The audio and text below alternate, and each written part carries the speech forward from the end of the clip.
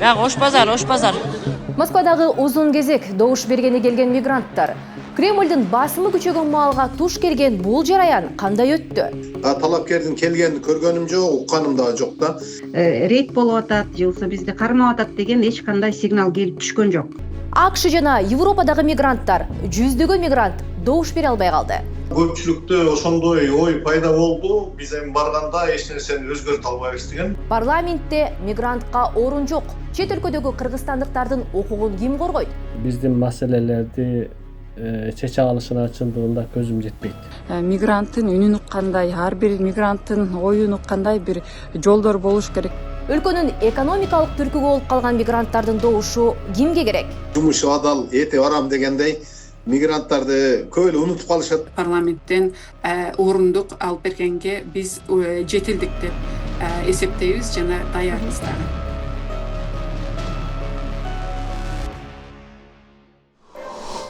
Саламатсызбы, биз жана дүйнө берүүсүндө бул жолу чет өлкөлөрдө жашаган кыргызстандыктар парламенттик шайлоого кантип катышканын, алардын добушунун мааниси, укуктары жана саясий салмагы тууралуу сүйлөшөбүз. Прагадагы студияда мен Айгерим Акылбекова. Ал эми талкууга Москвада 20 жылдан ашуун жашаган Толкунбек Акматов жана Кыргызстандын Орусиядагы элчилигинин кеңешчиси Айымкан Кулукеева катышат. Берүүбүздүн экинчи бөлүгүндө болсо АКШдагы журналист жана мурдагы акыйкатчы Кубат Отурбаев, ошондой эле Улуу Британиядагы кыргыз диаспораларынын башчысы Рахат Жусупова кошулат. 30 ноябрда өткөн парламенттик шайлоодо Кыргызстандын сыртында 34 мамлекеттин аймагында 100 добушкана ачылды. Анын 40 мына Орусиянын 15 шаарында иштеди. Бул ирет чет өлкөдөгү кыргызстандыктардын активдүүлүгү өзгөчө Москвада байкалды. Шаардагы айрым участоктарда добуш берүү үчүн кезекке турган мигранттардын узун сабы таң калтырды. Добуш берүү күнү даярдалган кыска баянды көрүп алсак. Уже өзүбүздүкүлөр менен өзүбүздүкүлөр мушташып атышат.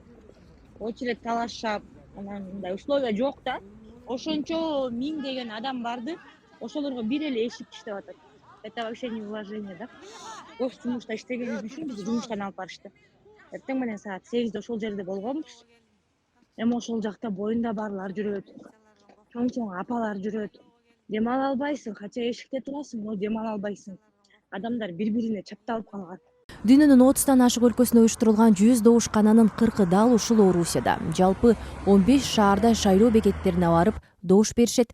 Жаңы шайланган парламенттен мен ушу Россия жергесинде жана ошондой эле бүткүл мигранттардын көйгөйлөрүн чечишине бир салым кошуп беришсе, жана ошондой эле биздин азыркы учурда Сахарова, Москвадагы убактылуу кармоочу жайларында, негизи эле Россиядагы убактылуу кармоочу жайларда өтө көптөгөн биздин жарандар жатат. Ошолорду чыгарып кетишине дагы бир салым кошсо жакшы болот эле да.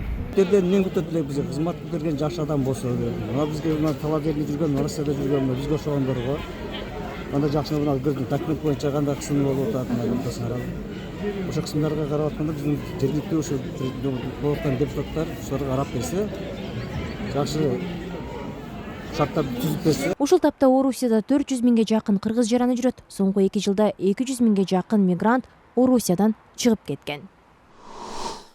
Толкунбек мырза, мына сиз Орусияда 20 жылдан ашык убакыттан бери жашайсыз. Менимче быйылкы шайлоого да жакындан көз салсаңыз керек. Азыр эле биз жогоруда көрдүк, Москвада өзгөчө шайлоочулардын активдүүлүгү байкалды. Сиз дагы бул шайлоодо кандай тенденцияларды байкадыңыз?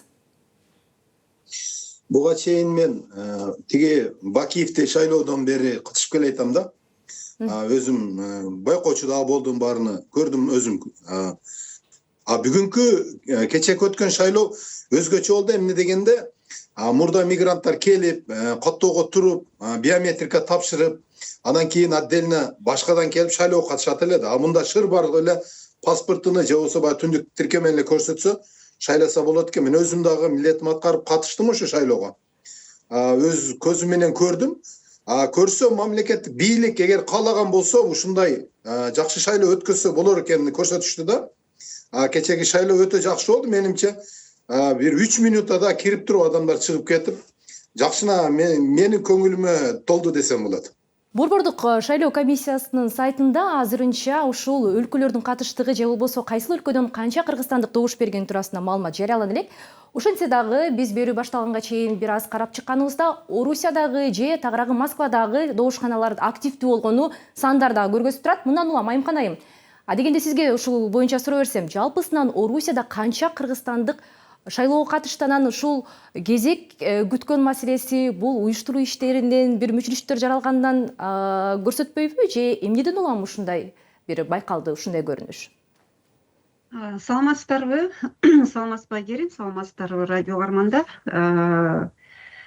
Эгерде жалпы Россия боюнча так маалыматты бере турган болсок, бүгүнкү күнгө 19.410 жаран жалпысына катышты. Өзүңүздөр жогоруда белгилеп кеткендей, Россиянын жалпы аймагы боюнча 40 шайлоо тилкеси уюштурулган.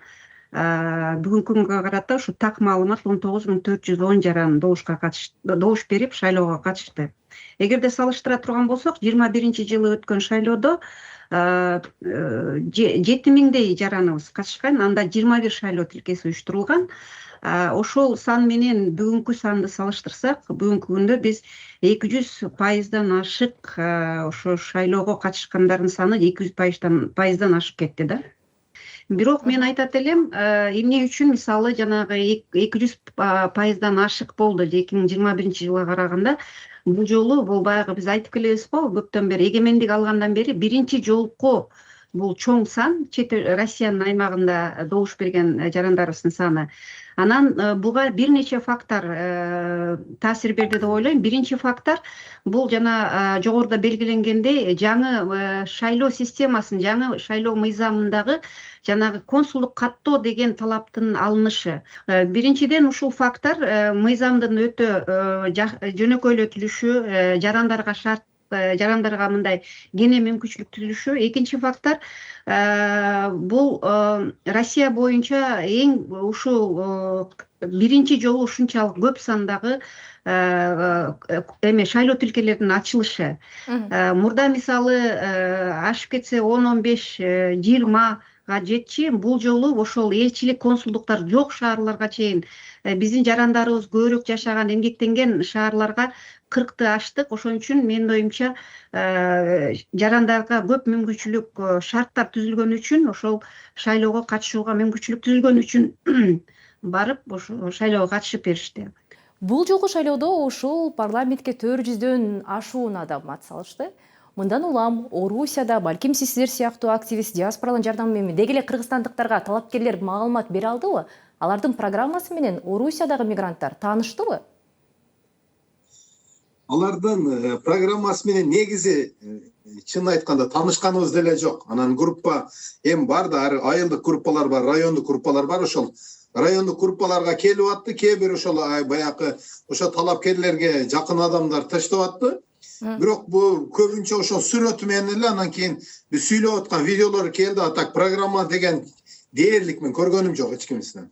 Кандайдыр бир жолугушууларды өткөрүп, кыргызстандыктар менен жолугуп, суроолоруна жооп берүү, анткени буга чейинки шайлоодо айрым талапкерлердин ошол эле Москва же Орусияда ири шаарларга барганына да баягы көз жүгүртпөдүк беле? Жок, эч ким келген жок. Мен мисалы үчүн Нокат району 3-чү жана 4-чү шайлоо округу болду. Ошондо мен 3төн да 4төн да бир адам, бир депутат талапкердин келгенин көргөнүм жок, укканым да жок да. Эмне дегенде мурдатан булар көнүп алышканда мигранттардан добушту күтпөй эле койсок болот, алар барбайт деген эме тенденция болуп келген да буга чейин. Кечээки шайлоо көрсө, эгер шарт түзүлгөн болсо мигранттар деле барар экенин көрсөттү да, анан бир ошого мен ойлойм көп талапкерлер тиякта уже аттиңдеп калса керек депчи.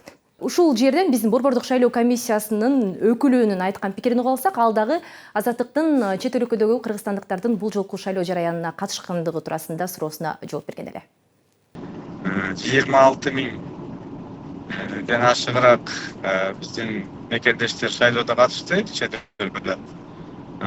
Бул биздин мекендештерге шарт түзүү аракетинде биз 100 шайлоо тилкесин ачтык. Мурунку шайлоолордо мындан 4 жыл мурун 56 шайлоо тилкеси ачылган экен. Биздин чет элдик жашаган, чет элде жашаган мекендештерибиздин добушунун аркасында жеңишке жеткендери болсо, аны дагы биз баса белгилейбиз. Айрыкча мурунку саясатчылар ошо чет өлкөдөгү мекендештер менен жолугушууларды көп кылып, анан кийинки убакта алар шайлоого деле катышпайт экен деп аларды мындай эсепке албагандай эле болуп калышкан да. Азыр мында кызык жаралды дагы ошол багытта. Анан эми азыр жаңы келген депутаттар менин оюмча чет өлкөгө барган сайын сөзсүз жолугуп, ошол биздин мигранттар деп коебуз, мекендештерибиз, алардын маселесин көтөрүп, ар кандай деңгээлде иш алып барышат болуш керек. Толкунбек мырза, мынакей жогорудагы пикирди уктук. Дээрлик сиз айткан сөздү улай эле айтылды окшойт. Мындан улам ушул мигранттын, чет өлкөдөгү кыргызстандыктын акчасы керек, ал кандайдыр бир экономикалык түркүк экенин өлкө үчүн айтып келебиз, бирок аны добушу керекпи? Негизи баягы айтат го, эшектин баягы жумушу адал, эти арам дегендей, мигранттарды көп эле унутуп калышат да. Анан кийин бул сапар ушул азыркы, мен ойлойм да, эми бар мамлекетке жагалдануу эмес, ушул мамлекеттин жетекчилери азыр ушу мигранттар үчүн ушундай шартты түзүп бергенге, мигранттар азыр шайлоого келишин көргөндөн кийин азыр булар эми депутаттар, талапкерлер депутаттар эми мигранттарга да көңүл буруш керек экенин ойлоно башташты окшойт депчи. Депутаттар Москвага келсе деле көп келип туруп, мигранттарга жолукпай эле кетип калгандарын билем. Анан кийин мен кичине сындасам, анан келип жолуккандарын билем. Азыр бул болсо эми сөзсүз мигранттарды добуш керек экен деп, эми мигранттар тарапка көңүл бурат экенге көзүм жетип калды да. Айымхан айым, биз буга чейин айтып өттүк, бул жолку шайлоо жараяны Москвада миграциялык бир саясат күчөп, же болбосо мигранттарга басым күчөгөн шартта өттү, мындайча айтканда. Ошондон улам, билбейм, шайлоо уюштурууда коопсуздук чараларын кантип эске алдыңыздар? Негизи эле добуш берүү үчүн келген мигранттар арасында бир өз коопсуздугунан корккондор же ошол боюнча сиздерге кайрылгандар болдубу? Бул жолку ошол шайлоо уюштурууда, шайлоо жараяны жарыялангандан кийин эле биздин элчибиз Россия тарапы менен бир катар жолугушууларды өткөрдү. Анын ичинде ошо Борбордук шайлоо комиссиясы менен 2 жолу жолугушуу өткөрүп, ошол шайлоо күнү биздин жарандарыбыздын коопсуздугун камсыздап берүү боюнча өтүнүч келтирген. Андан тышкары дагы бул коопсуздук эле эмес, ошол шайлоо күнү интернет байланышын камсыздап берүү үзгүлтүксүз. Андан тышкары жана элчилик консулдуктар жок шаарларда имарат менен камсыздап берүү боюнча ушундай комплекстүү ушу иш-чараларды шайлоо жарыяланган күндөн баштап алып бардык да. Анан ошол күнү биздин жарандардын арасынан ошол бизди текшерип атат, же болбосо тиги рейд болуп атат, же болбосо бизди кармап атат деген эч кандай сигнал келип түшкөн жок. Бардыгы эркин, кенен келип, ошол кезек болсо кезекке туруп, эч кандай жана сиздердин видеодо айтылып аткандай бири-бири менен урушуп атат, анан кыйналып атат, анан аба жетпей атат эмес, эми эштеп туруп аба жетпей атат деп атат. Аба жетип эле жакшынакай ошол агрессия жок мурдагыдай. Мен бул Россияда көп жыл иштедим да. Агрессия жок, уруш талаш жок. Эми бир аз болгондур, биз биз көрбөгөндүрбүз, бирок жакшынакай ошо 5-5ден, 7ден кезек менен ошол жана темир текшерүү аркылуу, ошол коопсуздук чаралары аркылуу өтүп, жакшынакай түшкө чейин кезек менен эле шайлоого добуш берип кетишти. Түштөн кийин андай кезек болгон жок. Түштөн кийин жакшынакай кезексиз эле кирип шайлоого добуш берип, өзлөрүнүн укуктарын ишке ашырып кетишти. Толкунбек мырза, мына азыр ушулайда жаңы шайланып келген парламент өкүлдөрү ант берип кызматка киришкени турат. Мындан улам Орусиядагы кыргызстандыктар, анчинде сиз жеке өзүңүз эми жаңы парламенттен эл өкүлдөрүнөн эмне күтөсүз? Мигранттардын кайсы маселеси эске алынышы керек деп эсептейсиз? Чынын айтканда, азыркы келген депутаттардан мынекени күтпөймүн да. Эмне дегенде буга чейин эле айтылып келгендей, баягы мурда келген депутаттар көпүрө салам, жол салам деп келчү эле, бунун баардыгын мамлекет кылса болот экенин биз көрүп калдык дагы. Азыр мамлекет кылып атат да. Эми булардын негизи милдети мыйзам чыгарыш, мыйзамды контролдоо, анан кийин ошол эл менен бийликке көпүрө болуу экен да. Көрсө, бирок ошону эле кылса, булардан башка нерсени күтүүнүн кереги жок. Бирок мен кечеги кеткен парламентти көрүп калдым. Азыр бардык эле балык ооз болуп калды. Мурдакыдай оппозиция болуп, болбосо өзүнүн оюн айткан депутаттар дээрлик жок болуп калды. Нокаттын депутаттары биз баары бириктирип бир группа ачып сүйлөшөбүз. Анан кийин көп эле баягы элдин түз айтсаң оюга чыдабай чычалап группадан качып кетип ошондой да депутаттарчы. Анан ошо айтам бир билбейм азыр эми мигранттар дагы керек экенине алыста чет элде жүргөн дагы адамдардын добушу ушулардын мындай айтканда тагдырына тиешеси тийип калышы мүмкүн экенин сезгенден кийин менимче кыймылдаса керек деп ойлоп атам эми. Оюм түзеле да бул тууралуучу. Айымхан айым, Толкунбек мырза, сиздерге чоң рахмат. Убактыңыздарды бөлүп бергениңиздерге. Ал эми биз программабызды улантабыз. Ушул тапта Орусиядан кийин эле көп отурукташа баштаган АКШ жана Европадагы мекендештер парламенттик шайлоо жараянына канчалык аралашканын жана алардын максат мүдөөсүн ушул Чикаго шаарындагы журналист Кубат Отурбаев жана Эдинбургдан активист ушул Улуу Британиядагы кыргыз диаспораларынын башчысы Рахат Жусупова менен чогуу талкуулайбыз. Саламатсыздарбы? Саламатчылык. Кубат барса, адегенде сизге суроо узатсам, АКШда кыргызстандыктардын саны барган сайын өсүп жатканын билебиз. Быйыл АКШнын өзүндө 6, ал эми Чикагода 3 шайлоо тилкеси ачылды, бирок ал жактагы кыргызстандыктардын шайлоого катышканы кыйла төмөн болгону айтылууда. Буга эмне себеп деп ойлойсуз? Биринчиден Чикагода ушул 2 шайлоо округу участогу тилкеси ачылды. Анан жалпы сиз айткандай Америкада 6. Эми бир-эки себеби бар да. Биринчиден эң чоң себеп бул Кыргызстан менен сааттын айырмасы 12 саат. Ошондуктан биз эртең менен саат 8-де шайлоого баратканда Кыргызстандагы шайлоонун жыйынтыгы белгилүү болуп калган да. Ошондуктан көпчүлүктө ошондой ой пайда болду. Биз эми барганда эч нерсени өзгөртө албайбыз деген. Бул биринчиден. Экинчиден ошол Америка өзү чоң да эми Америка Кошмо Штаттары. Ошондуктан элдин баары негизи ар кайсы штаттарда жайгашкан. Албетте бул Иллинойс штатында, Чикагода, Филадельфияда ушул көбүрөөк кыргыздар жашашат. Анан калгандары ар кайсы жерде чачкын болгондуктан ошол дагы тоскоол болдубу деген ойломун. Үчүнчүдөн эң негизги себеп бул ошол жалпы эле шайлоого болгон мамиле, анын ичинде талапкерлердин ошо мигранттарга жасаган мамилеси ушул пассивдүүлүккө алып келди деген ойдомун. Анткени бир дагы талапкердин мындай ушул ачык айтып мигранттардын күчүн, потенциалын, алардын керек болсо ошол добушун пайдаланалы деген мындай ачык билдирүүлөрүн же бир дебаттарда айткан сөздөрүн уккан жокмун.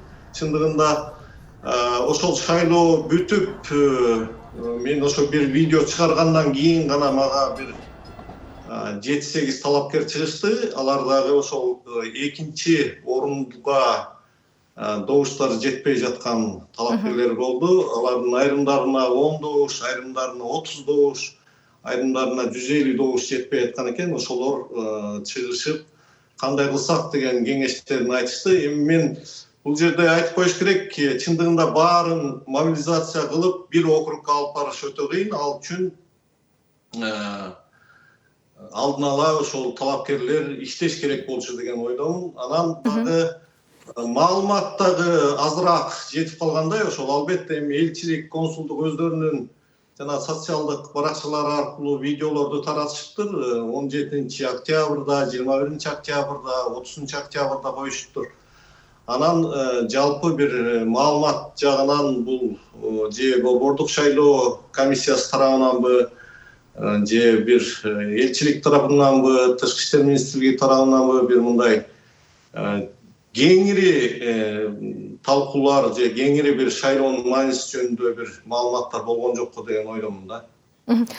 Рахат айым, ушул эле суроону сизге узатсам, Улуу Британия, анын ичинде Европадагы өлкөлөрүндө биз ушул кыргыз диаспоралары активдүү экенин билебиз. Абдан көп иш-чаралар уюштуруп келишет, бирок бул жолку шайлоодо ошентсе дагы бул өлкөлөрдө деле кыргызстандыктардын саны өтө көп болгон жок. Сиздин пикирде буга эмне себеп болду? Уюштуруу иштериби же жалпы жонунан Кубат мырза айткандай талапкерлердин шайлоочулар менен иштебей койгону дагы себеп болушу мүмкүнбү? Саламатсыздарбы дагы бир жолу. Бул жерде жогорудагы белгилеп кеткендей бир канча факторлор бар. Бирок ошолордун арасында дагы мен белгилей кетчү бир эмес бир канча фактор бар. Бул азыр эле агай деле айтып кетти. Талапкерлердин жетиштүү түрдө сырттагы миграцияда жүргөн биздин жарандар менен байланышынын өтө аздыгы жана ошондой эле миграция десе булар баягы өгөй баладай эле көңүлдөрүн бөлбөй койгондой да болушту да. Жана мен белгилей кетейин деген нерсе бул мурдагы жогорку кеңештин парламентинде отургандар жетиштүү иш кылбаганына же болбосо адамдар менен байланышпаганына жана алардын өтө эле инактивдүү процесси биздин четтеги ал тургай ичтеги деле жарандардын биз шайласак деле шайлабасак деле булар эмне кылат эле деген ойдо болушту деп ойлойм.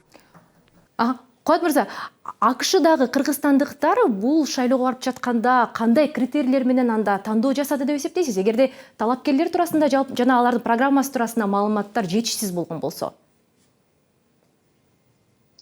Эми албетте кызыккандар болсо ар кимдери мындай издеп көрүштү го деген ойдомун. Бирок эми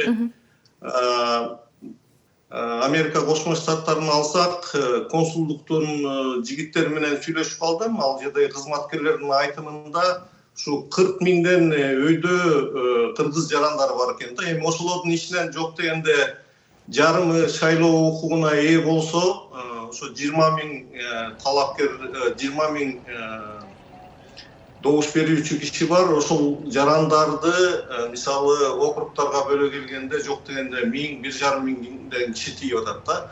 Эми ошол адамдарга чыгып алдын ала алар менен онлайн жолугушууларды уюштуруп, ошо өздөрү жөнүндө айтып, өздөрүнүн программаларын таныштырса, ошол бир топ мисалы жардам берет беле деген ойдомун да. Анткени эми мигранттарды мындай сыртта жүргөн баягы көңүлдүн тышындагы адамдар катары эсептебеш керек. Анткени биздин паспортубуз жаныбызда, жүрөгүбүздө болсо Кыргызстан, анан чоң ресурс катары караш керек деген ойдомун. Бул жердеги диаспоралар жөнүндө сөз кыла турган болсок, мына чоң 3 чоң диаспора бар да. Бул армяндардын диаспорасы, еврейлердин диаспорасы жана индустардын диаспорасы да. Мына ушулар аркылуу ал мамлекеттер өздөрүнүн өлкөсү үчүн, өздөрүнүн эли жарандары үчүн, экономикасы өнүгүшү үчүн чоң жумуштарды ушул диаспоралар аркылуу жасап жатышат. Анткени Ошо диаспора демекчи азыр биз парламенттик шайлоо тууралуу мыйзамдагы дагы бир маанилүү жаңылыкты дагы айтып өтөлү. Мисалы чет өлкөдө узак жашаган кыргыз жарандарынын жогорку кеңешке талапкерлигин коюу укугу бул жолу чектелди. Башкача айтканда, акыркы жылдары сыртта окуп, иштеп, тажрыйба топтоп жүргөн мекендештер шайлоого талапкер болуп катыша албайт. Бул өзгөртүү көптөгөн диаспора өкүлдөрүн түшөлттү. Айрымдары бул мыйзам алардын жарандык укуктарын чектейт десе, башкалары Кыргызстандын өнүгүүсүнө салым кошуп, эл аралык тажрыйбасын саясатта колдонууга мүмкүнчүлүк берилбей калды дешет. Эми алдыда дүйнөнүн кайсы өлкөлөрү четтеги өз диаспора өкүлдөрүнө, жарандарына улуттук парламенттен орун берет? Ушул суроого жооп издеген сюжетти көрүп алалы. Италия башка өлкөлөрдө жашаган итальяндарды парламентине активдүү тарткан алдыңкы өлкөлөрдүн бири. Чет өлкөлөрдө жашаган италиялыктар үчүн атайын шайлоо округу түзүлгөн. Бул округ аркылуу диаспоралар өз өкүлдөрүн Италия парламентинин төмөнкү палатасында да, сенатка да төз шайлай алат. Францияда дүйнө жүзүнө тараган француздарга кеңири мүмкүнчүлүк берген мамлекет. Чет жактагы француздар үчүн өзүнчө 11 шайлоо округу түзүлгөн. Дал ошол округдардан шайланган депутаттар Париждеги улуттук жыйында диаспоранын үнүн жеткирип келет. Мындан тышкары Сенатта да чет өлкөдөгү француздардан тандалган өкүлдөр отурат. Португалия башка мамлекеттерде жашаган жарандар үчүн батышта жана дүйнөнүн башка бөлүктөрүндө 2 чоң шайлоо округун уюштурган. Ар бир округ өз депутатын шайлайт. Португалияда диаспоранын добушу көп учурда жалпы шайлоонун жыйынтыгына түз таасир этери маалым. Хорватия конституциялык деңгээлде диаспорага орун бөлгөн сейрек мамлекеттердин бири. Чет өлкөлөрдө жашаган хорваттар үчүн атайын округ түзүлгөн. Ал округтан келген депутаттар улуттук парламент собордо өз милдетин аткарат. Румынияда да диаспора мамлекетти башкаруудагы саясий чечимдерге түз катышат. Чет жактагы румундар өз депутаттарын жана сенаттарларын шайлап, парламентте реалдуу өкүлчүлүккө ээ. Швейцарияда диаспора үчүн өзүнчө округ жок, бирок 5-чи Швейцария деп аталган чет жакта жашаган швейцариялыктар күчтүү институттар аркылуу саясий процесстерге талбай катышат. Алар добуш берүү укугуна ээ жана өкмөт менен туруктуу диалог жүргүзөт. Жогорудагы мисалдар 21-кылымда дүйнөдө иммиграциялык агым күчөгөн маалда мекенден сыртта жашаган жарандарды улуттук парламентке тартуунун эң эффективдүү модель экенин көрсөтөт.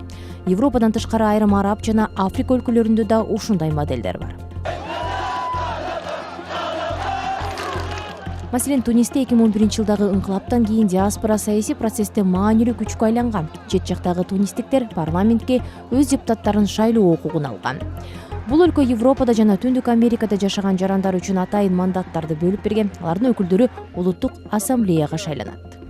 Борбор Азия өлкөлөрүндө азырынча мындай тажрыйба жок. Чөлкөмдүн миллиондогон калкы эмгек мигранттар болуп чет жакта жашап, өз өлкөсүнө эбегейсиз экономикалык салым кошкону менен алардын саясий өкүлчүлүгү мыйзамда каралган эмес.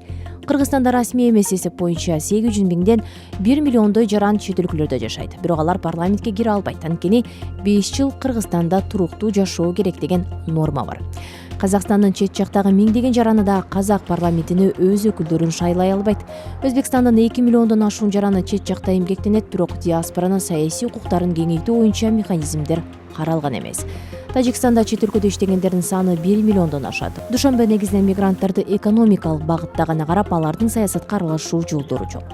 Түркмөнстанда расмий статистика жокко эсе, бирок 100 миңдеген түркмөндөр чет жакта жашайт. Алардын добуш берүү же парламентке өкүл шайлоо мүмкүнчүлүгү дээрлик жок. Рахат айым, мынакей азыр жогоруда көрүп атабыз, Европанын бир катар өлкөлөрүндө диаспора өкүлдөрүнө ал тургай бир округ берип, же болбосо өз мамлекеттик парламентте бир мандат берген учурлар да бар экен. Кыргызстандын азыркы шартында бул канчалык реалдуу жана мисалы Европа же чет өлкөдөгү диаспоралар ушул маселени көтөрүп жүрөбү? Чоң рахмат сурооңузга. Бул маселени кечээ күнү шайлоого катышууда деле биздин шайлоо комиссиянын мүчөлөрү да көтөрүп чыгышты. Япониядан жана ошондой эле Европада да буга чейин көтөрүлүп келдик. Бизге мүмкүнчүлүк болуп калды. Бирок сырткы башка мамлекеттердин практикасында бул жүргүзүлбөй эле келет.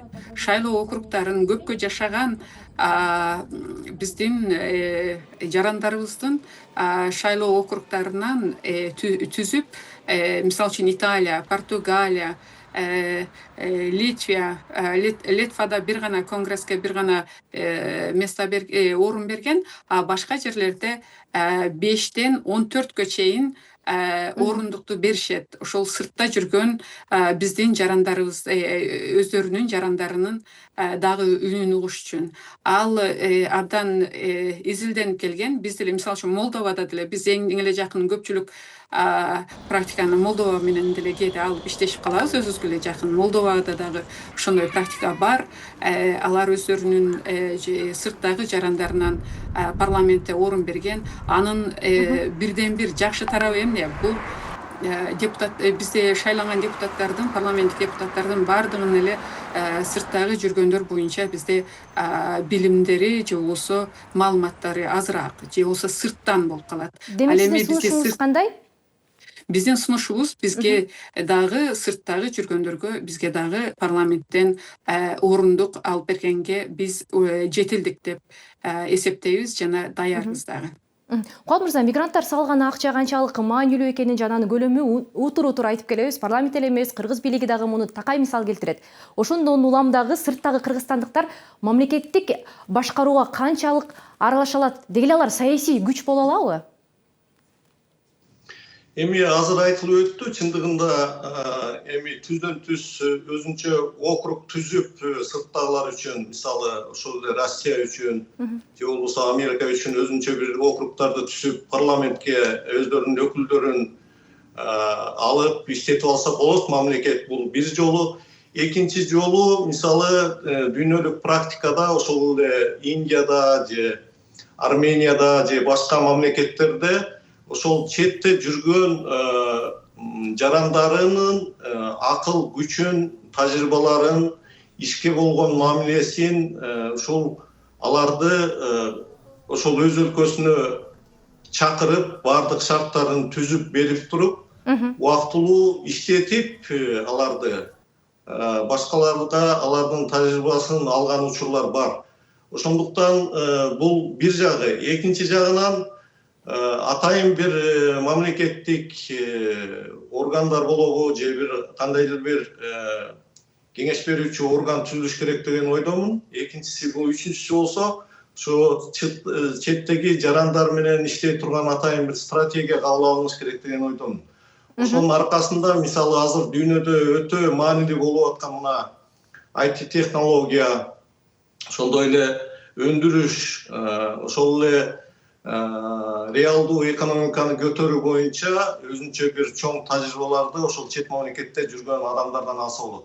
Мына мен бул жерге келип ичинен ушул жерден билип атам, биздин кыргыз жарандары, уул кыздарыбыз өтө чоң ийгиликке жеткен учурлар өтө көп экен. Бул жерде ишке болгон мамиле таптакыр башкача. Бул жерде адамдар күн сайын өзүн камчылап ийгиликке жетиш үчүн чоң аракеттер жасайт.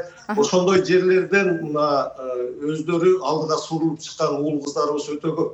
Ошондуктан аларды эми бир жылга дебейин, жок дегенде бир 15 күнгөбү, бир айга Кыргызстанга чакырып, аларды кайсы бир министрликке болобу, агенттиктерге барып алып барып иштетип осы жерден анан тажрыйбасын алса болот деген ойдомун. Чоң рахмат агай. Соңку суроо, эгер мүмкүн болсо кыска жооп берип койсоңуз. Рахат айым, эми мына парламенттеги депутаттардан кыргызстандыктар чет өлкөдөгү эмнени күтөт? Миграция саясатында кандайдыр бир өзгөрүү же демилге, балким мыйзамдарды күтөбү?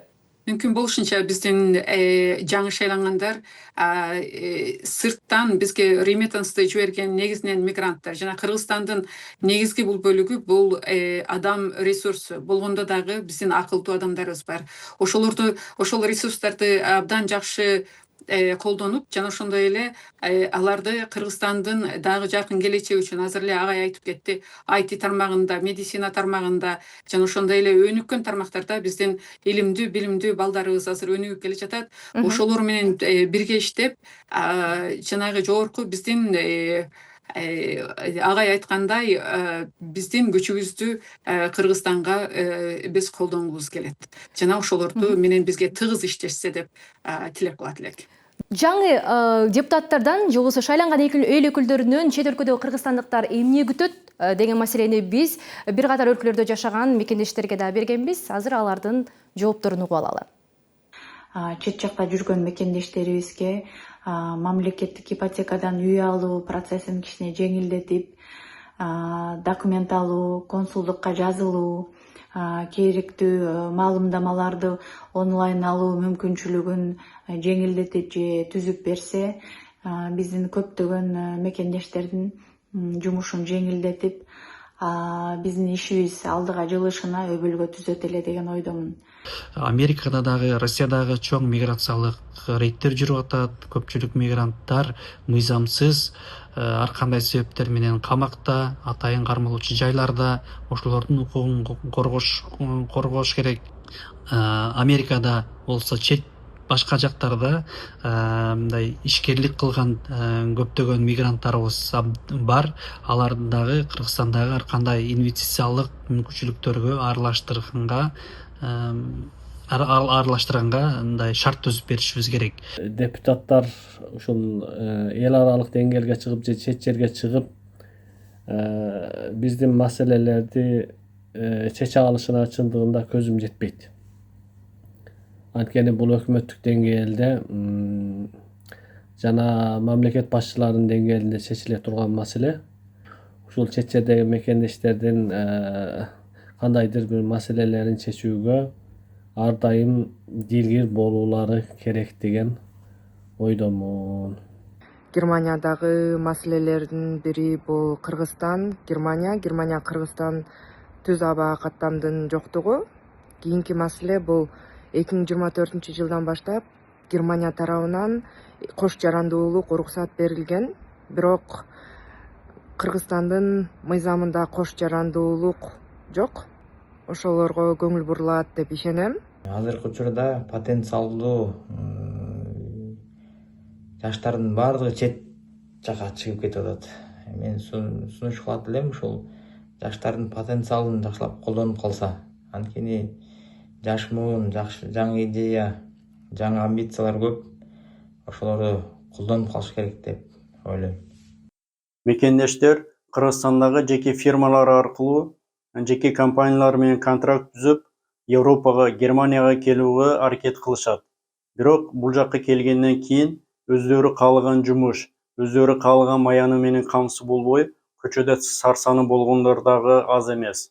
Бийлик мындан ары дагы Европа мамлекеттери Германия менен кызматташууну күчөтүп, жумушчу орундар квотасын көбөйтүү маселесин талкууласа жакшы болот. Ошондой эле кыргызстандык жаштарды Европада, анын ичинде Германиядагы университеттерде гранттык негизде билим алуусу үчүн квоталык орундарды көбөйтүү маселесин сүйлөшсө дагы жакшы болот. Ар бир мигрант бир башка өлкөгө кеткенде ошол өлкөнүн жакшы жагын көрүп, жакшы бир нерселерин көрүп, ушундай нерсе биздин мекенде да болсо деп, ар бир мигранттын ичинде жүрөгүндө бир жылуу идея пайда болот. Анан ошол идеяларыбызды биз жеткире албайбыз да, ошол идеяларыбызды биз айта албайбыз. Бизге аны жеткириш үчүн, айтыш үчүн көп убакыт талап кылат дегендей. Ошондуктан мен ойлойм, ар бир мигранттын үнүн уккандай, ар бир мигранттын оюн уккандай бир жолдор болуш керек деп ойлойм.